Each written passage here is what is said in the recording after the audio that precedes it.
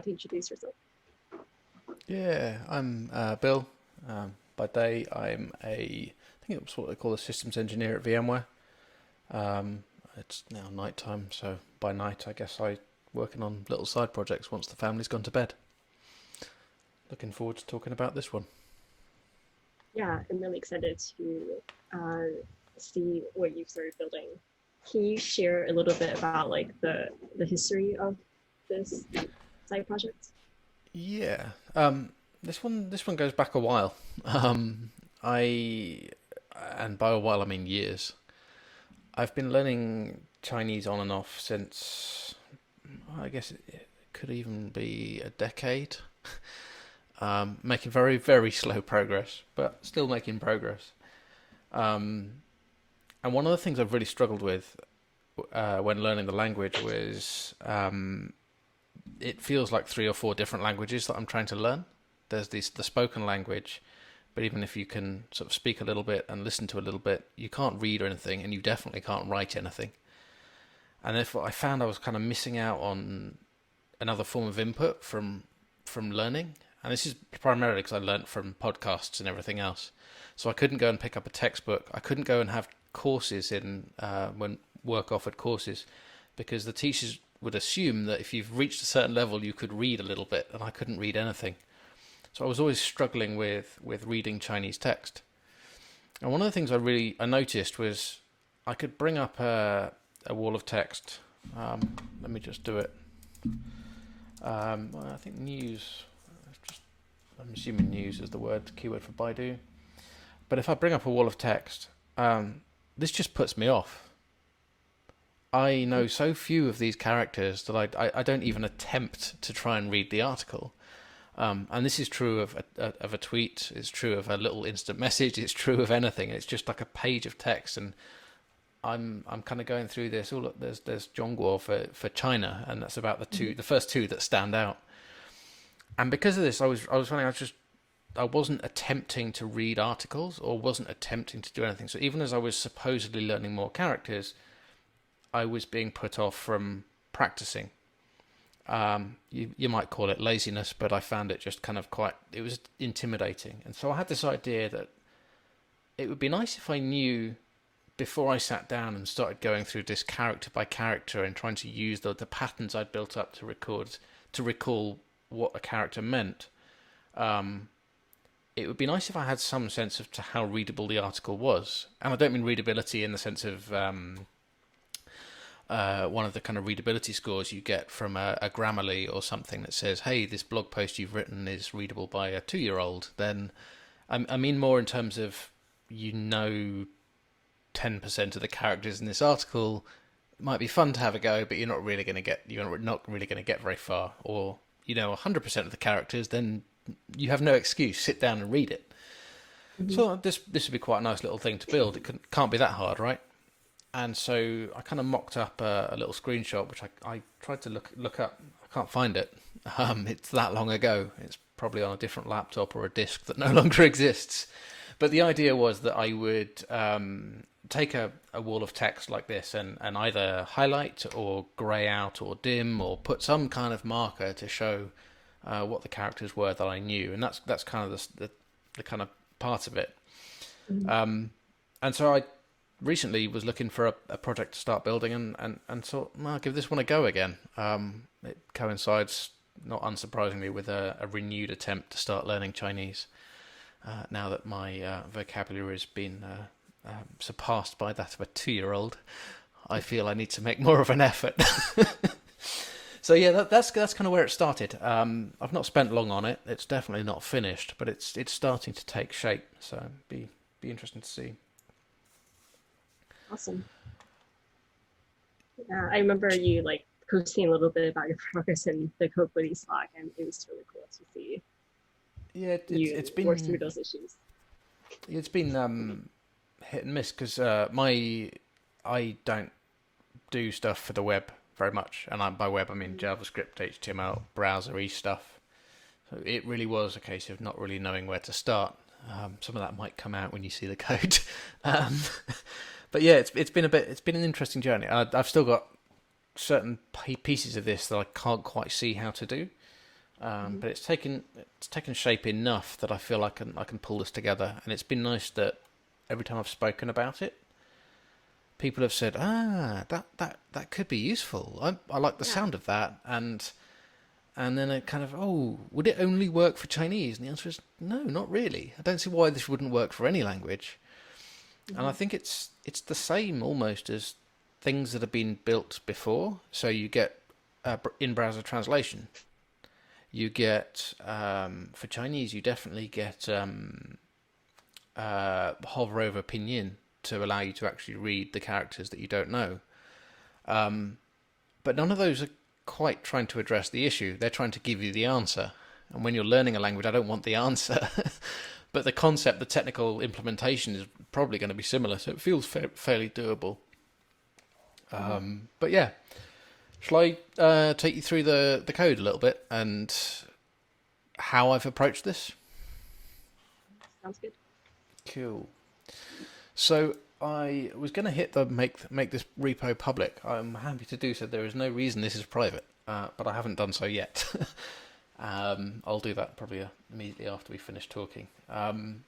But yeah, you can see how unuser friendly this is. There's no README. There's no any kind of friendly help me contribute. This has been a little project for myself so far, and I've clearly just had a 2 week break, so I've not been in here recently. But the code is split into two parts, and the reason there's a reasoning behind it. I did debate could I do this all in the browser, and I've decided against it for now. The kind of pros for doing it all in the browser is a sort of privacy one, right? If I can do all of Hmm. this in a user's browser, so anybody using it will be able to. If you think about what's happening, if I take this text here, this could be an email. This one I'm showing you here is the current news, but it could be Hmm. somebody's email, it could be somebody's private message, it could be tweets back and forth between anybody. And by doing this in the browser, I don't actually need that text. I don't necessarily want that text to be sent to me. And so there was a Hmm. real strong sort of proponent, sort of reason for doing it in the browser. I've decided against that, which is a bit weird, given how compelling that argument might be, and I may revisit. But one of the reasons I've just kind of decided against it is I wanted a mechanism for getting hold of the vocabulary that I knew. I didn't want to be constantly going into my browser and saying, "Hey, I learned a new character today." I wanted a way to sort of have that automated. Hmm. And so I wanted to pull a few things together, and also doing it server side allowed me to use a language that I'm much more familiar with. So there, just while I'm getting this working for me, I've built it in two halves. There's a browser side component and a server side component, and it's fairly unstructured in the way the repo is laid out. So the browser plugin is probably the one we can look at first. It's just in a plugin folder, completely isolated away, um, ignoring all the kind of Git hidden files. It's a Go backend that's doing much of the work of matching text against known characters, etc. So Hmm. two halves. They don't actually talk to each other, but they could do as if I was to host it and point one at the other. Um, I think it's probably Can best if I, yeah, go for it, go for it. sorry, can I interrupt and ask you a question? So like Interrupt with this, away, interrupt away. when you say server side, did you mean that your intention is to have the Chrome browser, be something that user could interact with, so that they can save uh, characters or words um, into Yeah. back into like a server database? So yes, possibly. I haven't. Although people have said this is of interest to them, I've Hmm. primarily kept my own use case in mind. Hmm. I want it for me, as in almost like a selfish way of it solves a problem that I have. It solves something that it scratches an itch that I have. I think it might help me learn a language, and so I'm going to use that as my scope boundary and use that as the Yes. sort of the north star to focus on. And if I can solve my use case, then maybe I can add a few things to make it work for others. Um, the by doing it server side, there's a couple of things. It does mean that I have to worry about hosting a component of it somewhere. I'll figure that out when time comes. But it does mean that something will run in the browser and it will send either a request for a bunch of words that I know Mm-hmm. to a common component, and it will reply with a bunch of words, or it could send Mm-hmm. a bunch of Chinese characters and say mark up these if they're known, which could be sent Mm-hmm. back. There's a couple of ways you can draw that boundary or divide it up between server side and browser side. At the moment, I've separated the two by having the browser plugin send an array of Chinese, not characters, but Chinese strings Mm-hmm. to the service, the backend component, and the backend component replies with, "In that thing that you sent me, these are the ones that are known." Okay, It's probably I not the see. cleanest boundary. It's just the way it's started to develop, Mm-hmm. and I can always revisit that. Server side is interesting because it gives me a couple of possibilities. So you mentioned allowing people to save characters. If I jump across to, I think I've got Postman open. I do have Postman open. There's an app I use called Scritter, which Mm-hmm. I'm not going to attempt to share an iPad screen at the moment. But it helps you practice characters, and Mm-hmm. not just the sound of the characters or the recognition of the characters, but it forces you to get a pen out and actually try and draw the characters to demonstrate that you know them. And it keeps Mm-hmm. track of how often you succeed or fail against your progress. And it's quite an old app actually. It doesn't appear to have had many releases, but I quite like it. And they have an API. It's not typically talked about, but it's quite well documented. And I just included a sample request here that asks for um, all the words that I know, including a whole bunch of other useful information. And what I get back here is the list of the words.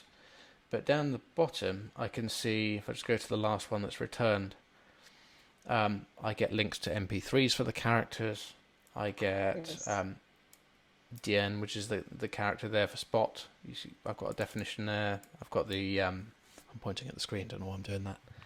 I've got the Chinese there, and so this is up to date as of this morning when I last practiced my character recognition in the app. And Mm-hmm. so by doing this server side, I can make calls out to this API. I can keep a local copy of, or a server side copy, sorry, of words that I know. Mm-hmm. But this could easily be a Google spreadsheet. I know Mm-hmm. plenty of people keep a list of characters they know in a spreadsheet. It could be a CSV, it could be anything. And it just opens up options for sources of characters. But for me, I wanted this to be frictionless. And if I come back to focusing on my use case, I have a nice way to take something I'm doing regularly anyway, with Mm-hmm. no input, have my kind of my little app or little app component use the latest information, and that felt easier to do with a server-side component. So yes, it's extensible. The obvious trade-off is I need to probably work a little bit on that privacy boundary. Mm-hmm. This API looks really cool. Is it free or is it Uh, to get a developer token or is it paid? the the API is interesting. I didn't even know they had one. I emailed them and asked. um, The app itself, I think, is free to download. You get a limited set of characters. You Mm-hmm. pay for a subscription to continue working with it. Mm-hmm. I'm getting value from it, so I'm paying. It's Mm-hmm. really well built. And when I asked for the API access, it came with a friendly, yes, you can have this, but we Nice. don't really support it. Oh, okay. So if you can figure out how it works and figure out the documentation is quite good. If you can Mm-hmm. figure it out and it meets your use case, great. If it doesn't, then we're not likely to help. But it seems to be working really well. I think Mm-hmm. it's the API the app itself uses. I just don't think they're not geared up to provide that level of support to a whole bunch of developers saying Mm-hmm. we're going to pound the API with requests. Yeah, that So, makes sense. but yeah, it's really good. I just fired off a little email to them and said this is how I intend to use it. If I publish this live, I would cache the results, etc., and told them what precautions I would take to not hammer their API. I didn't know there were MP3s for the audio in there.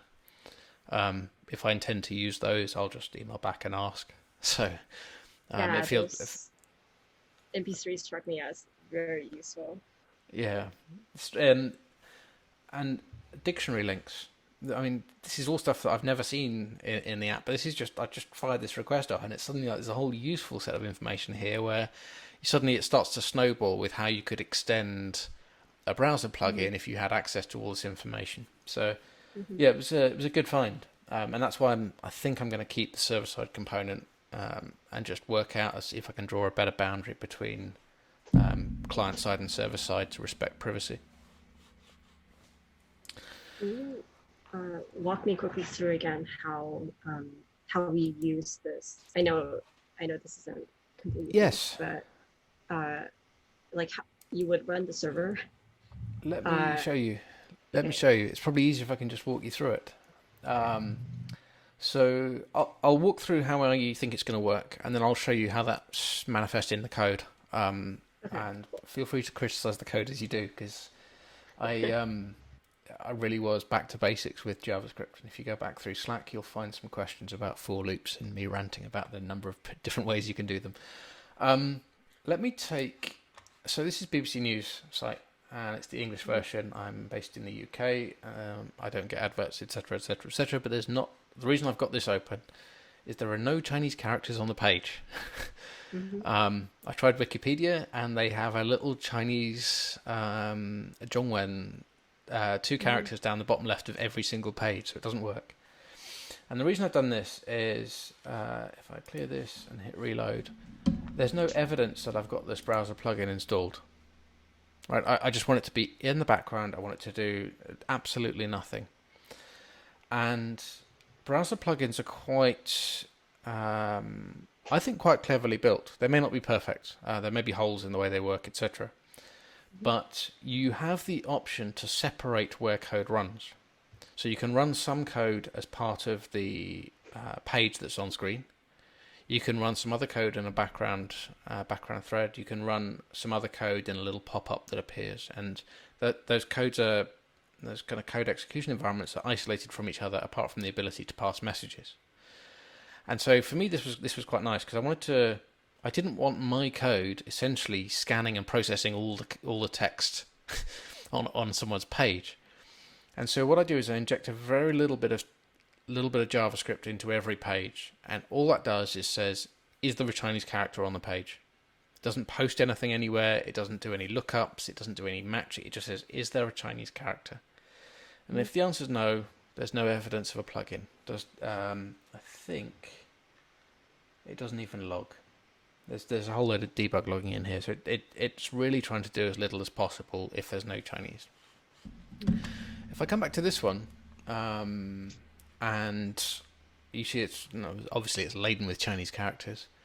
My OS has switched to dark mode, so this is not exactly visible. I need to look at if you can change these icons, but you now see in the address bar there's this little icon here, which I think is a translation icon, which is an indication that the plugin has found some Chinese text. So at this point it's done nothing other than say, I found Chinese text, put the icon there. Now it's only when I click this icon that stuff will happen. And so I click the icon, at least I think I clicked the icon, there you go. There was a brief, actually this is why I've got you won't see it, but the Zoom sharing button is right over where I want to see. And so what you see here is it's extracted all of the Chinese text, and the order is not necessarily representative of what you see on the screen, but it's looked for strings, and these come from within HTML elements. It's stripped out all the HTML. It's posted it off to a stub server. I think it's HTTP bin, which just responds with the same request that you sent.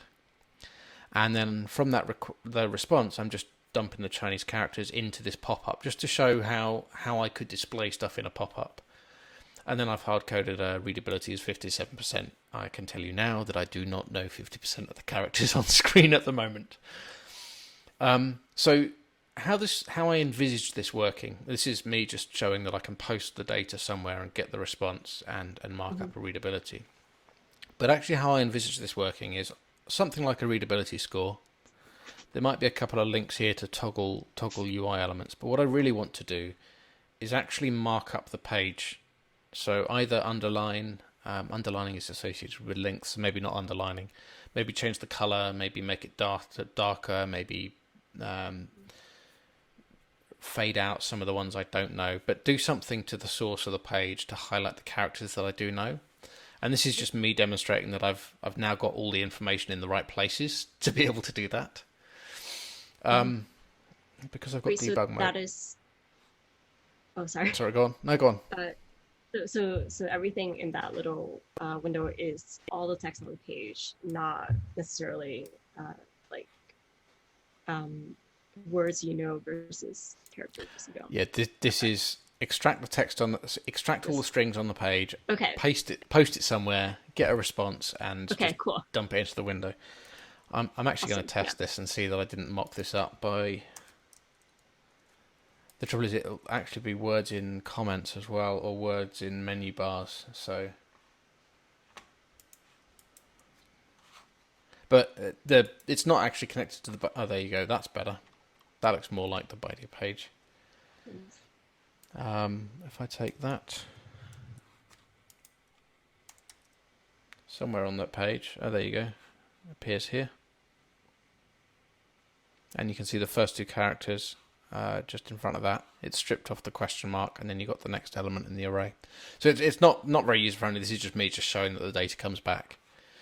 But that's kind of how I imagine someone using it. To show you what's actually happening. So I've got the plugin. The dev workflow for browser plugins is not great. At least I haven't found a great one. Manually reloading plugins every time you change stuff, etc., etc. I've got the plugin, a temporary extension loaded into Firefox. If I inspect, I've got the console. This is the console from the background extension process, which is where most of my work is done, so not within the main window.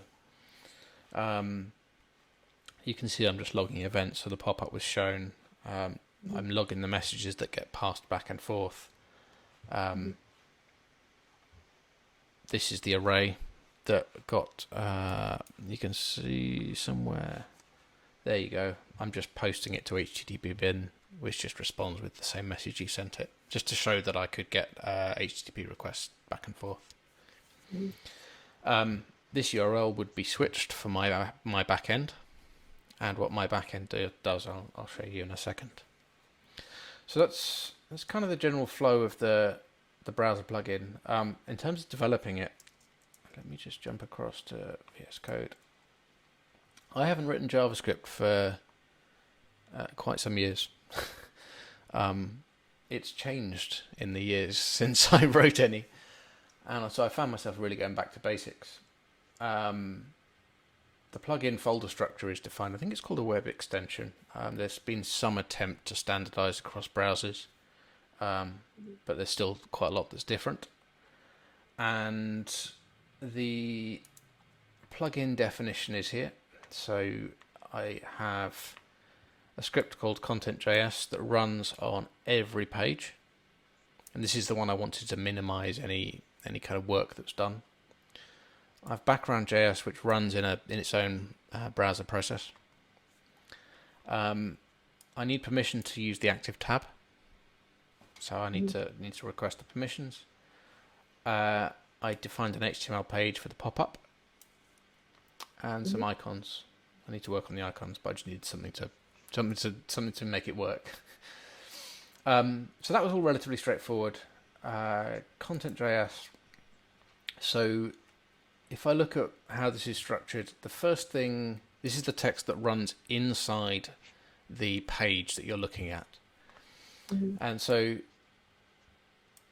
this runs. You can see there's a load of function definitions, right? So they only execute when they get called. The stuff that actually runs when the JavaScript gets loaded is this, which checks if there are any Chinese characters. If there is, it fires a message off to the background script to show the little icon and does some logging. The only other thing... oh, sorry. Go for it. Question. Yeah, go for it. How did you that regexec expression to look up Chinese characters? Stack Overflow. Okay. I mean, yes, I assume so, but that's interesting. Yeah. I think it's wrong as well. Okay. I think it's one range, and I think in the UTF character set, Chinese characters actually are in multiple ranges, and I think there's some overlap with Japanese characters, and they're not in one contiguous group. So I could make this more complicated by actually finding out what the character ranges are. I've kind of figured that if I pick up some Japanese characters or some non-Chinese characters, they won't match in any dictionary lookup that I do on the back end, and I might get away with it. Right. Okay. That makes sense. To be tweaked. I wanted something simple to start with, and I just pasted this one in. I spent most of the time with this with passing messages back and forth between the different processes. So between the pop-up, between the page itself, and between the background process. This was nasty. I don't like it. But I get the need for the security boundary between. So the only other code I run here is a listener that basically looks for messages being passed back.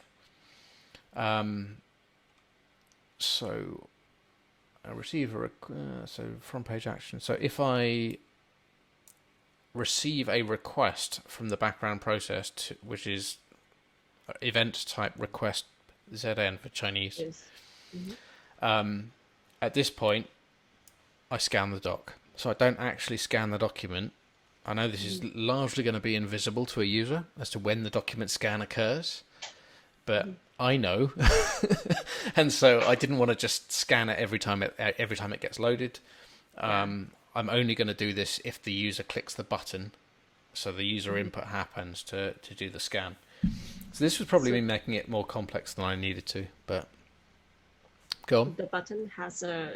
Does the button have like a request ZN name on it or something? Yes. No. So inside,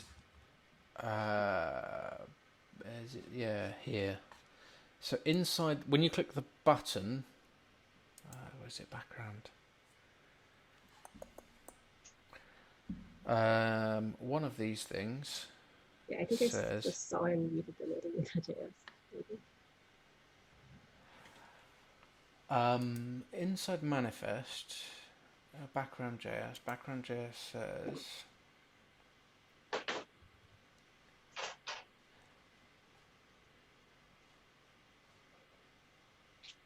what I'm looking for is where it tells the button to display readability.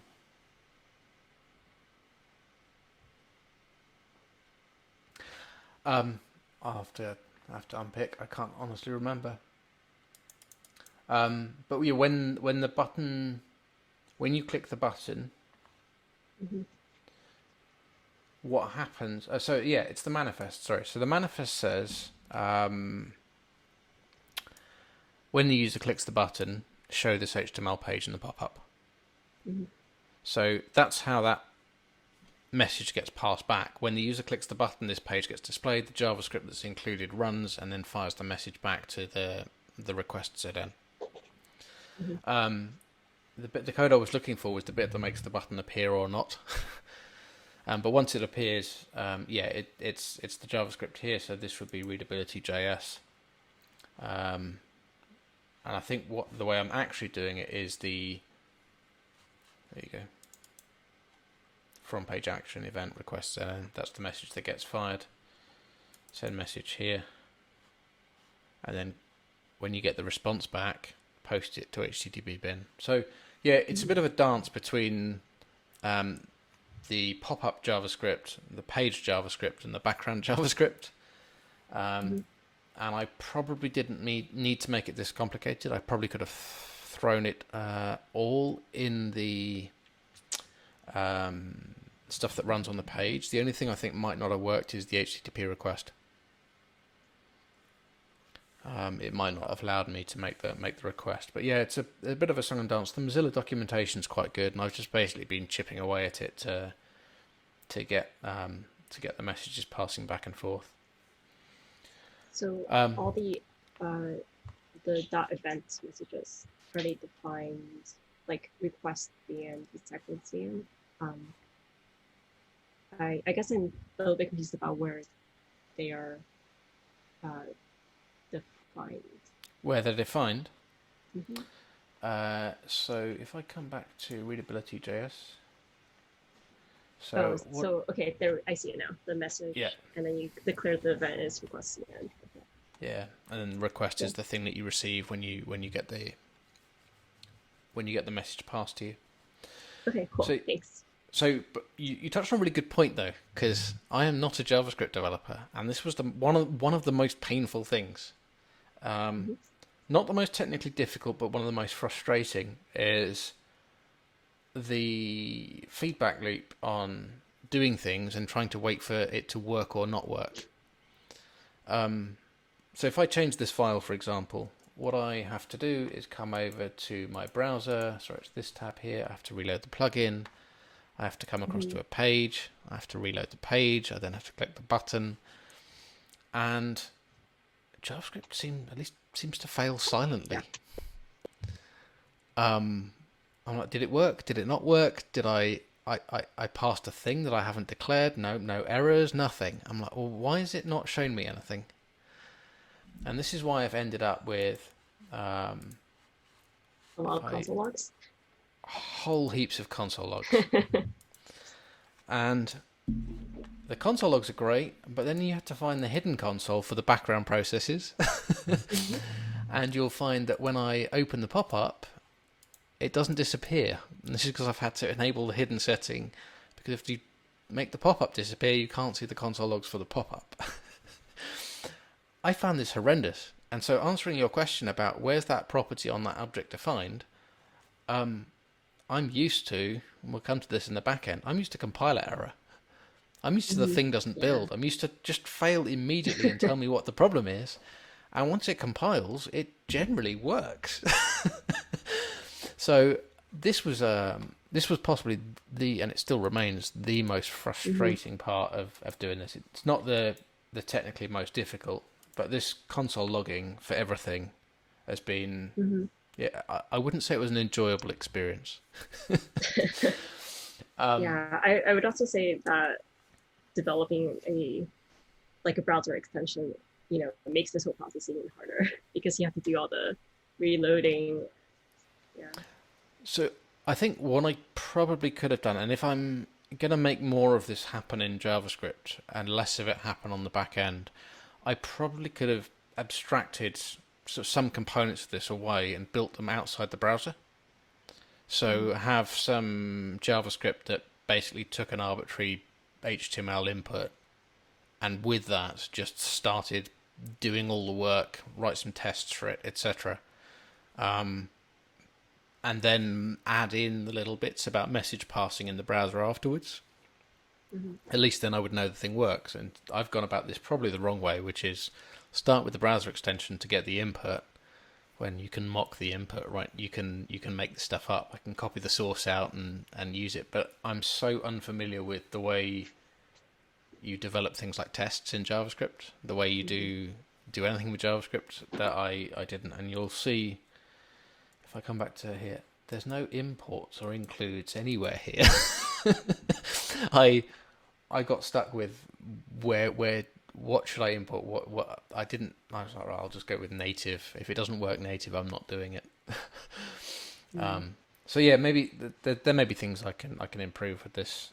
Well, there are definitely things I can improve with this. And if I once I've taken you through the back end part, I'll tell you about the bit that needs to be done, and that's almost certainly where I'm going to have to come back and touch this again. Yeah, I wish I could have, advice there, but my experience writing tests in JavaScript is mostly in the context of React, where you do have imports. Um, React using libraries is a popular thing, but yeah, I Just imagine like maybe like Jest, if you look into that. I don't know if mm, it'll work with browser extensions, but maybe there's also an entirely new world of testing with regards to browser extensions. I don't know. yeah, it's an interesting world. I've got so much Yeah. more to learn. But the other thing is the console is noisy. Um, I errors just start appearing. I do nothing and things start And it's not your appearing, and fault. it's like it's not me. um, Yeah. Cross origin request. I didn't make a cross origin request. Why is this page sending me this error? It's yeah. I've not Yeah. enjoyed this part of it. So again, another reason to push more of it to the back end. Yeah. It looks like Uh, BBC is using like trying to do A/B testing there, but failing. yeah. Obviously. So leave JavaScript world for a bit. Go's my language of choice. I don't know why, but it is, and it has been for a while. And so I've started writing the back end in Go. And when I started this, I did take that approach that I kind of touched on with the JavaScript, which is I don't need to worry about running the web server, parsing the input, or anything like that. I'm going to start with the thing that's going to do the work, so the algorithm that's going to do the lookups, etc. I'm going to write that. I'm going to test that. And then I'll worry about how to expose that to the outside world later. Mm-hmm. So take, in a kind of more professional context, you might call it the business logic. Deal with that, get that working, and then worry about how you expose it. And as I was going through this, I realized there's a really nice outcome from this, which is I could just as easily build this into a command line app that takes a text file and spits it out, or a markdown file and spits it out marked up as well. So it doesn't have to be a web-based input, and by writing it this way, I now have that flexibility, and so I'm a little bit more excited about approaching it this way now. But I haven't built any of that yet. So if I jump in to the tests, because we always start with tests, right? Yeah. There's a couple of things here that I did, and the first version of this that I wrote is not here; it's moved on. But just to get this working, a bunch of for loops. So take in an array of arbitrary length strings containing what's based on that regex, probably Chinese characters, and a dictionary that contains a list of known characters, and use a bunch of for loops to go, does this character appear, or is this character in the dictionary? And this is a workable method in English because you have word boundaries. And so if you assume that your dictionary contains words and not paragraphs or whole heaps of things, you can just do lookups again. And the word boundaries provide a nice stop point for doing those looping. Now, I could have an arbitrary length string in my dictionary. It could be a phrase. It could be... But I don't have the word boundaries to split on. I don't have ways to do any... There's no isolation between any of the characters where one word ends, where one word begins. Who knows? You can have character pairs that have a different meaning to the two individual characters. And so, just to give you an example, you've got your ni here, and you've got your, which is you, and your hao, which is good, and ni hao, which is hello. Two different meanings. You good. You can see logically how that might work, but in the context of this, if you haven't learnt the character pair, but you do know the two individuals, you still want to mark up the individuals. If you have learnt the character pair, then you might want to be a bit more specific about the way you mark it up. So That's it gets a bit complex. yeah. And my for loops, your for loops very quickly, because once you start thinking about this in terms of arbitrary length strings, it feels like it's not the most efficient way to approach anything. So anyway, I wrote some tests that basically say, so here's a vocab list, and this was just a structure I built to maintain a list of known phrases. I'll show you the structure in a bit. Put some values in here, and then what I do is, so this is my known words. I then ignore this for now. I'll talk about that in a second. But then I run it against a set of test cases. So this is a slice or an array of test cases where I take in some text, which is just some phrases, and I pass in these known words, and I have defined my expected outputs. So what I'm using as my test case is these kind of short strings here or sentences, and what I'm expecting to come out at the end of the algorithm running or the app running is a slice of known strings within that list, within that text. So you can see here, for example, I've got ni hao here and shujie here. So yeah, hello world. In my list of known characters, I've got both ni and hao, so I could expect those to appear, but actually because I've got the compound phrase, that's the one I want to be spat out. So it is a little bit more nuanced than just matching the characters. And so I tried to write a few edge cases. Clearly you could, if I want to add more tests, I just add them to this list here, add them to this slice. And then I've got a little loop here that just runs through each of these test cases, just compares the output to the input and pass or fail. Yeah, it does pass, so thankfully. It passed last time I checked. So this is how I've taken to developing it. But like I said, I didn't start with this tree definition here. I started with for loops. And so to test how things were improving, I wrote a benchmark. And the Go standard library and the Go standard testing comes with benchmarking built in. So using nothing but the standard Go library, I've got a benchmark here that if I just run this in VS Code actually, this is going away, and it's rather than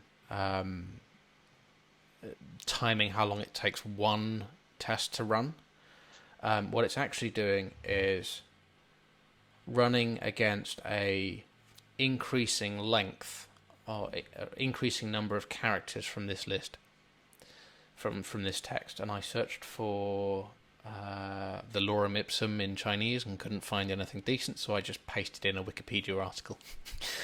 So what the benchmark does is it says, right, I'm going to start with this, say for example, how long does it take to mark that one up? Then I'm going to double it, then I'm going to double it again, then I'm going to double it again. And it runs that many times to see what the performance is.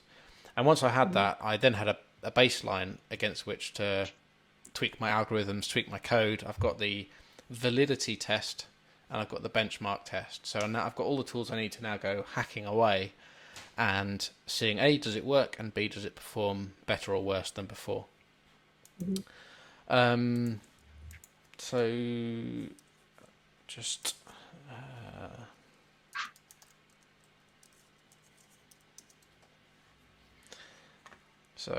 this is the benchmark running. I'm assuming the VS Code, I hit run on VS Code. I just updated the plugin, so I don't know if that's why it's thrashing my CPU and the fan spun up and it's not actually spitting the output out. But if I run on the console, this is the output you get, and you can see it ran with 256, 512, 102, 42, 48, and this is the this here is the number of nanoseconds per operation, and you can see it scales up. And this is where you can get your performance, your big O notation from. So that's the tests.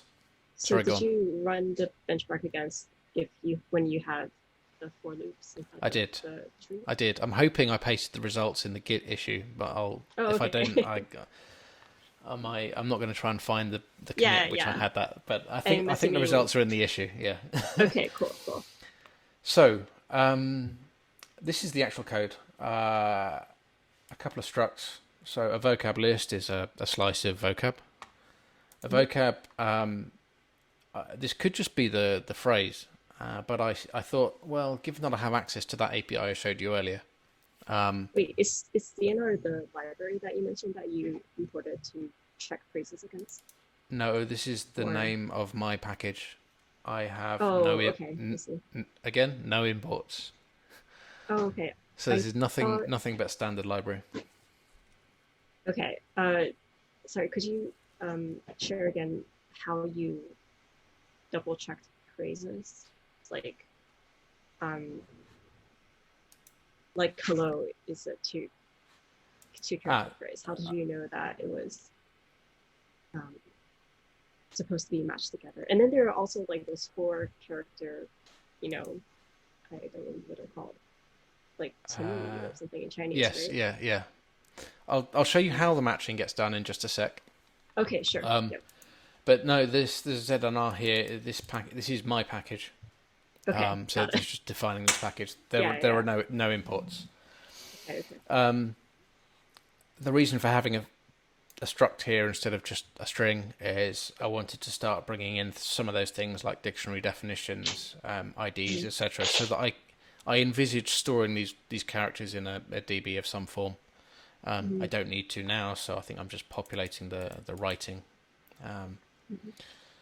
uh, Definition, again, this is future work. This is not used at the moment. So the algorithm that I use to do this matching is a tree, although I did look up how to pronounce it, and some people say it's a try, but I think it's a tree. Mhm. And I'm not going to be able to explain how this works. But if I... Can you see this little diagram over here on the right Yes. of the Wikipedia page? Mhm. So basically, it's a data structure that is used for things like spell checking. And so it's designed specifically to address this problem of is this word or is this thing, is this string in a known list? And it's Mhm. quite efficient for that. And it's quite easy to see how it works. And English, I think you can be more efficient with the way you code this. But if I start at the top and I've got a root node, and you can see I've got t, ted, ten, and in. The way you build the data structure is you can see 3 out of 4 of these words starts with the letter T. So you've got T, and then you have O, and T, and E, and Mhm. sorry, you've got more than T, Ted, 10, and in. You've got A, you've got 2. Is Mhm. there a sentence here? No, I haven't made a sentence. We could improve the example. But so you've got the words to, A, T, Ted, 10, and in. Mhm. Um, and basically you build up, it's known as a prefix tree, and you basically build up the data structure by, if the word starts with T, it hangs off this node. This one's got O, this one's got E. Okay, from E, there's 3 more that begin with E. So you build it up Mhm. this way. And this makes it very easy to, when you're scanning through text, at the same time to keep navigating down the tree structure. And if you hit a leaf node, it means you've found a word that's known. And so as you're scanning through text, you can keep your start point and your end point sort of progresses to the right as you navigate down this tree structure. If you don't find a word, you just carry on. If you do find a word, boom, you've got what you're looking for. And it's quite efficient in Mhm. that way. So the way you find the double characters and not the single character, for example, so T in isolation is not a word, right? But it is a node in here. Now, you could say, well, it's not a leaf node, so therefore don't count it. But actually, if you look at in, it's a better example, you'll see that in Mhm. isn't a leaf Isn't node, but it is a valid word. right. And so what I did to get around this, or what I did to try and accommodate this, was against each node, I maintain a little boolean that says, is it a word end? Mhm.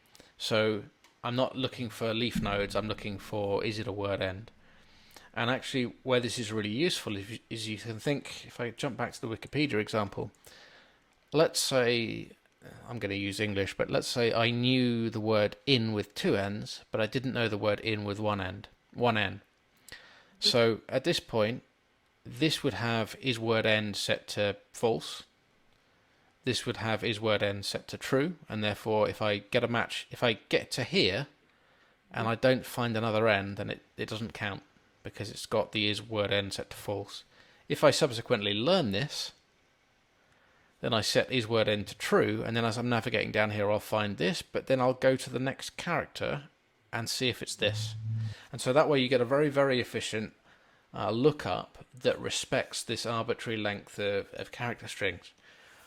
I don't know how I discovered this. This is the weirdest thing, is I don't know algorithms particularly well. I've not had a kind of development job, so I've not really done the interview prep and spent plenty of time learning algorithms. I spent a bit of time going, how do I find string in list of strings, or how do I find list of strings and overlap between lists of strings, and then found spell check and looking up spelling type stuff and found this and went, this looks like it works. But, there's a but. I don't know if it's on Wikipedia. There is, I of course I took the lazy route and said, find me an implementation and let me use it. And it turns out that the alphabet we use for English only has the 26 letters. At least I hope it's 26, or my education's really not what it should be. But so therefore all the implementations kind of assumed that, and they assumed you can do things like sort them, you can do things like fixed size arrays for each of the nodes. In Chinese that doesn't quite work. You end up with a very short, very shallow tree but very broad. And to get around that problem in code, I used a map for the child nodes instead of an array. So that seemed to work quite well. Well, it seemed to work functionally. It seemed to be a... Sorry, go on. Oh, sorry. Can you explain what you mean by using a map for the child node better than array? Yeah, if... for each... Let's jump back to the picture because it's easier. So for each node here, I need to store a reference, or I need to store a child. Okay. So for T, I need to store TO and TE. Now I could do that as an array with length 2. I could do that with a map that has a key of O, sorry, and a key of E. And therefore I could look up in the map to find the child node, or I could look up in the array to find the child node. Now, if I have an array to do a lookup, I have to loop through the array. If I have, which is kind of fine if it's 26 wide. If I have a map, for example, it could be an arbitrary width. I don't really want to loop through it. I just want to index on the key. The other challenge is, and this may be Go specific, but it might be that the challenge is masked in other languages, is that if I have an array of fixed length, so 26, if there was only ever going to be one of each character in the English alphabet, I could have a fixed length array, I can allocate the memory, and it's all good. I can just declare it as an array of length 26.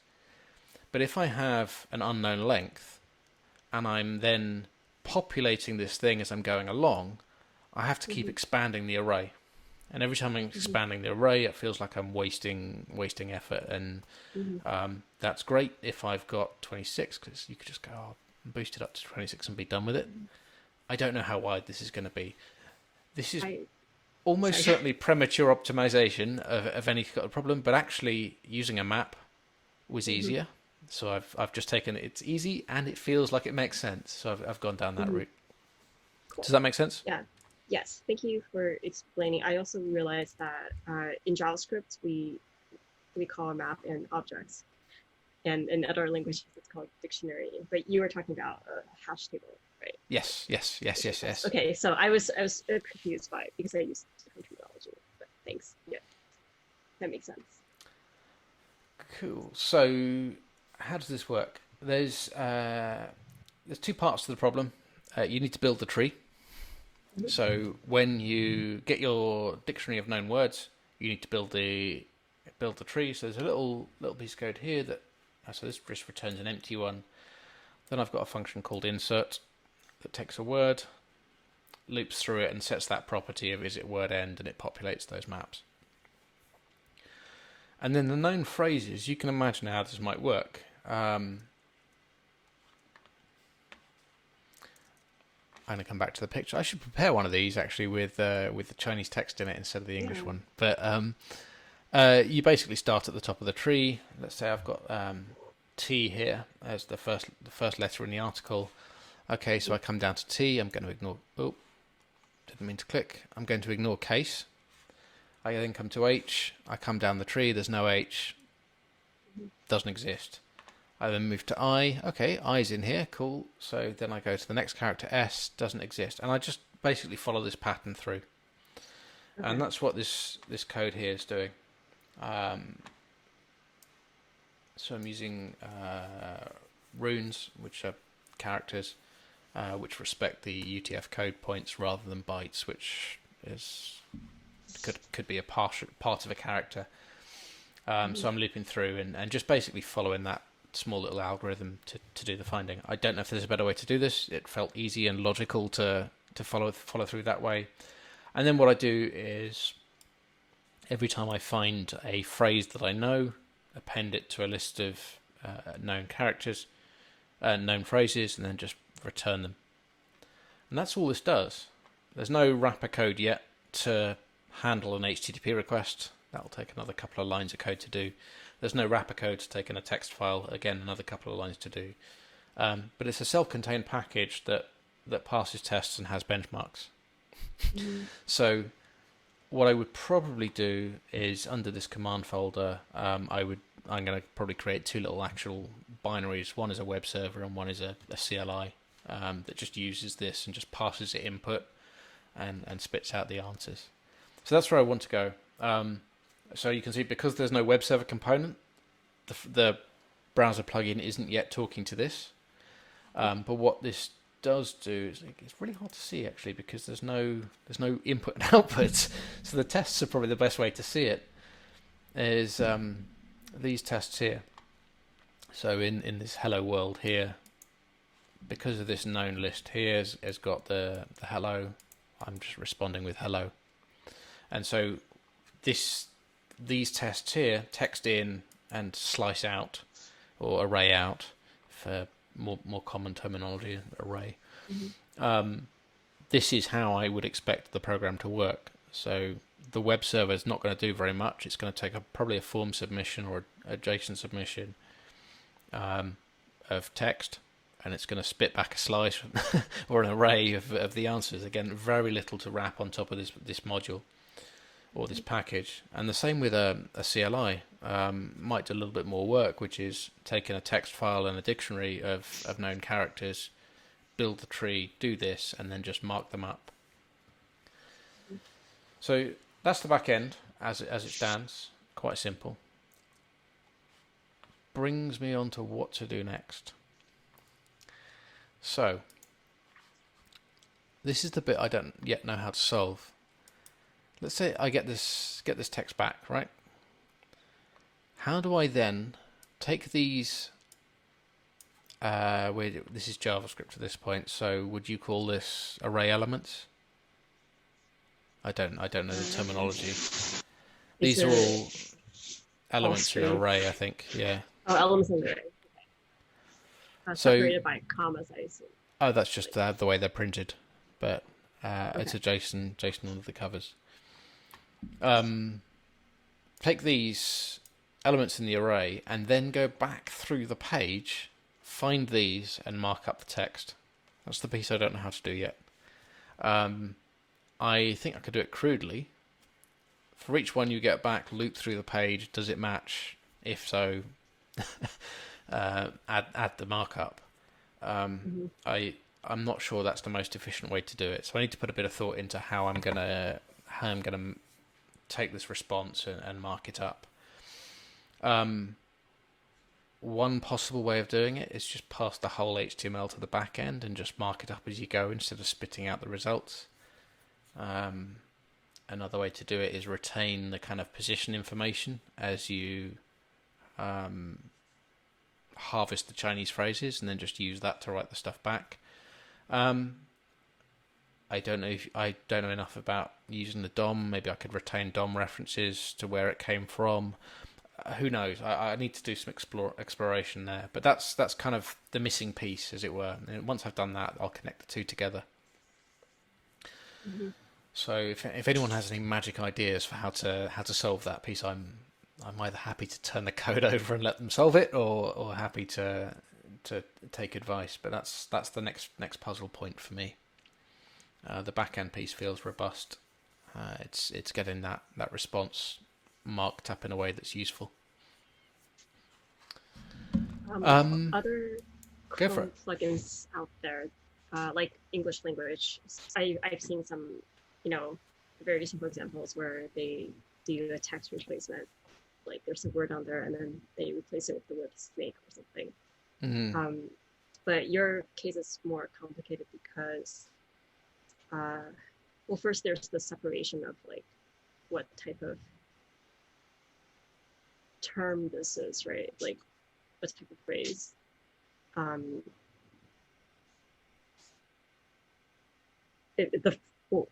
What type of category the phrase falls under.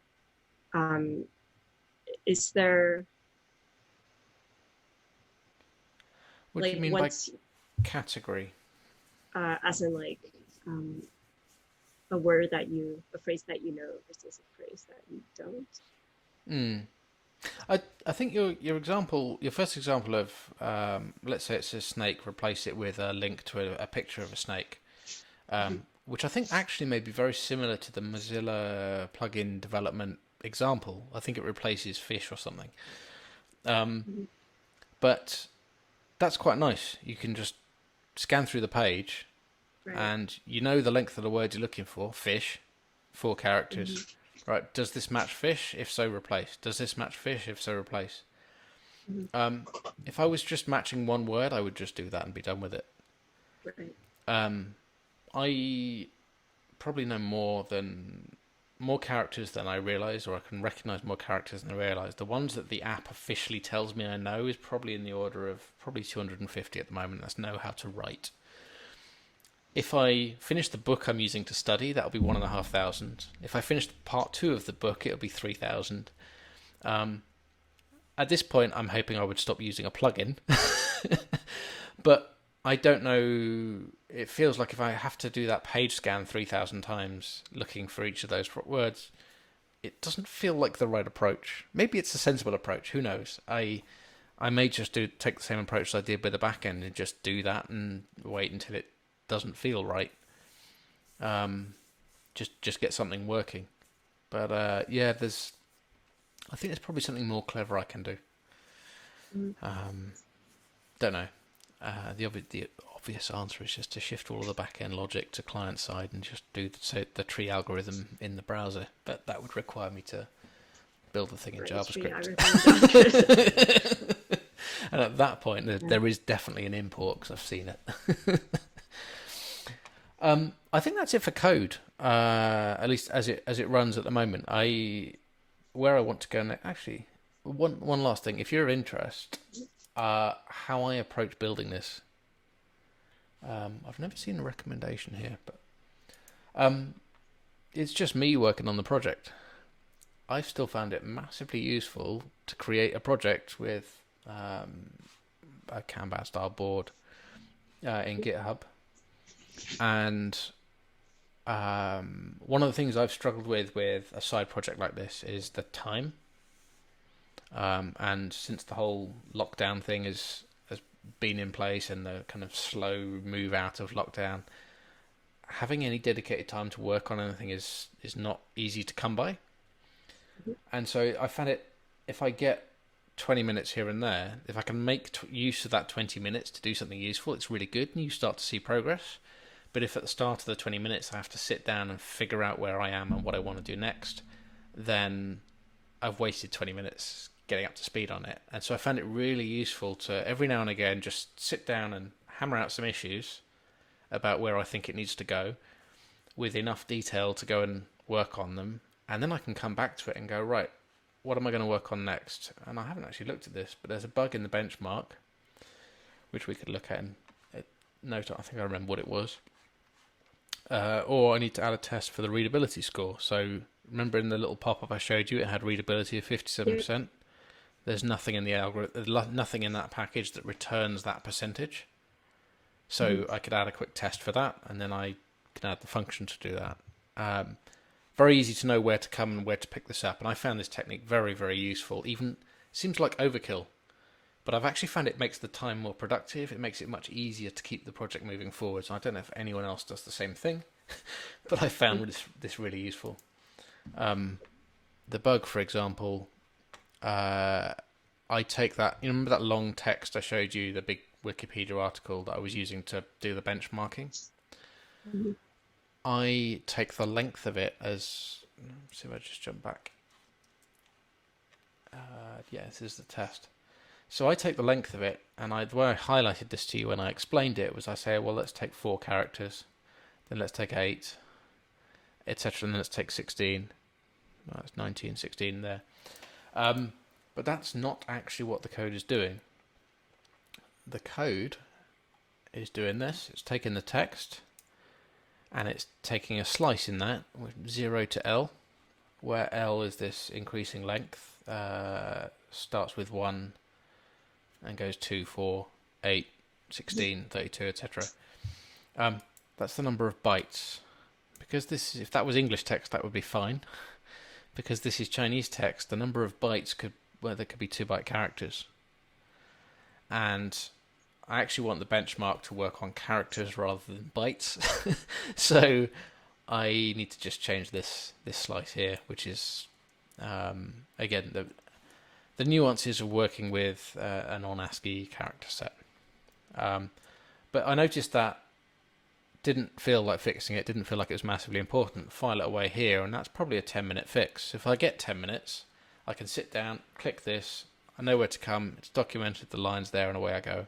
And I've just found this, it seems overkill, but it's really, really useful for keeping some momentum. How do I don't want to close I don't know how I close the pop-up. You asked about benchmarks. Benchmark for finding no phrases. Test for. Let's see if it's in here.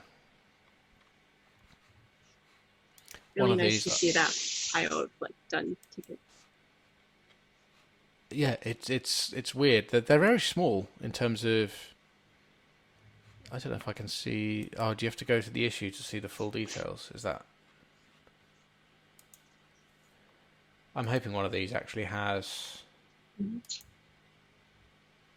There you go.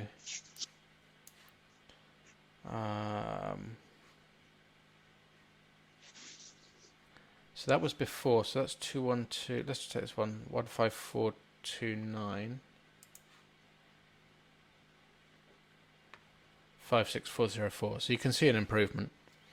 I think that there's a utility where you can give it to Git hashes, and it will spit back the difference in Go benchmarks for you. But yeah, I did notice the improvement. I mean, this dropped by a factor of 7. This is dropped even more. But yeah, it's silly little things. But I've just found it quite nice to go through the effort of using a project like this. And it's kind of counterintuitive. You think you haven't got much time, why bother with this? Actually, I found it to be the opposite. Is if you haven't got enough time, it's because you need to make better use of the small little slices you get. And I discovered this when Son was first born, and we'd get like half an hour in a coffee shop to go and do something that was your time while he slept. And so you got half an hour while he's asleep. What can I actually achieve? And I found this method worked really well. So my backlog is running low. So the next thing I'll do is probably have a think about what we talked about and chuck a few more tickets here for me to work through. But that's typically how I work. I'll sit down, come pick one of these, do commit, and then go do something else. But yeah, that's kind of it. I'm happy to make this public. If people feel like helping, working on it, are interested, I'm more than happy to pair with people or turn over tickets to people. I'm not precious about doing this one myself, but it is solving a use case for me. So I'm going to carry on doing it. Yeah, this is a really good problem. One question I have is I mean, I guess we talked a little bit about it already. Are you, do you have a, like hopes and dreams for what would be nice to like have on the roadmap? I know you filed a couple of tickets already, but Yeah, the tickets, is it here? Oh, no, I've gone back to the page. Yeah, the tickets don't represent where I want it to go. right, I exactly. just sat down and hammered out just enough to get beyond the horizon, and then Yeah. I'll probably have another go and add a few more. Mm-hmm. I think for me, there's plenty of things I would love to do. I'd love to write the web. I prefer working on the back end, so I'd love to do the website bit. I'd love to do a CLI bit. I could probably make a CLI work quite quickly.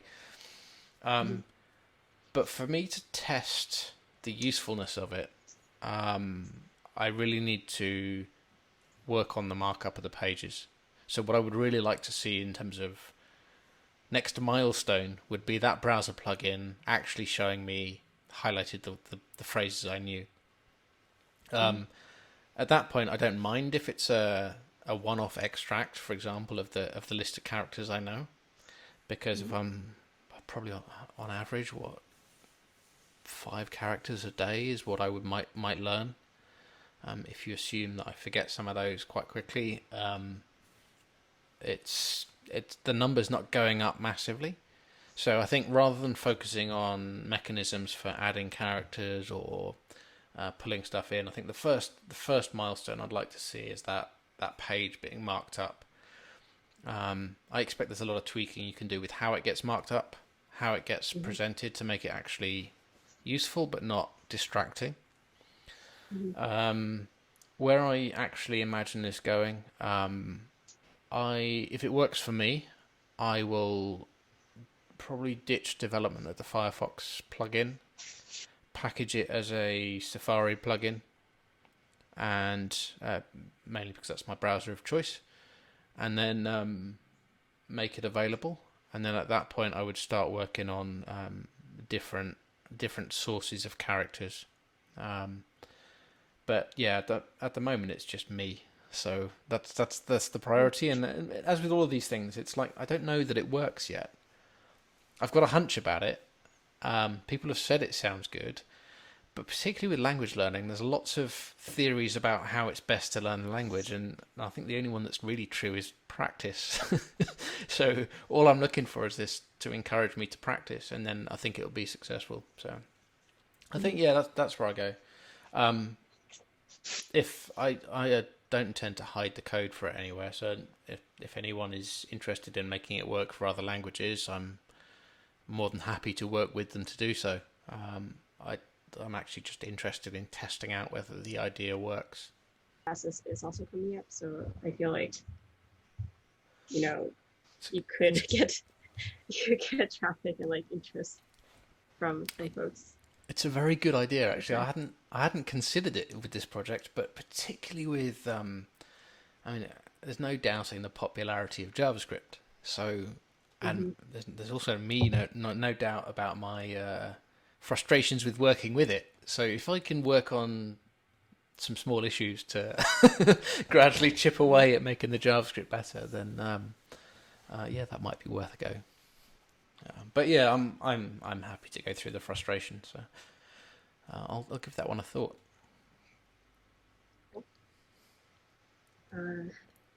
Yeah, thank you so much for. I mean, I'm very impressed with the progress that you made. I know it doesn't work yet. So. I know it doesn't. That's why I said progress that you've made, especially with that tree algorithm in Go. Yeah, it's So I think yeah. No, thank you. Oh, I think that was the. I guess that's the. I only ever see people talking about algorithms in terms of interviews and interview prep.